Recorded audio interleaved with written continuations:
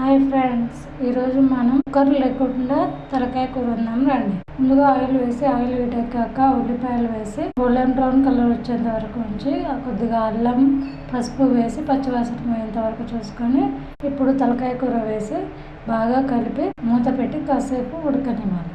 బాగా ఉడికాక రుచికి సరిపడా కారం, కొద్దిగా ఎల్లుల్లి మరియు ఉప్పు వేసి బాగా కలిపి కాసేపు ఉడకనివ్వాలి. తర్వాత చింతపండు రసాన్ని వేసి కాసేపు ఉడకనిచ్చి తర్వాత మరికొద్దిగా వాటర్ వేసి దగ్గరకు ఉడికేంత వరకు ఉంచుకొని ఇప్పుడు కొద్దిగా మసాలా ధనియా పొడి వేసి బాగా కలుపుకొని కాసేపు ఉడకనించి లాస్ట్లో కొత్తిమీర చల్లుకొని దించేసుకుంటే వేడి వేడి తలకాయ కూర రెడీ.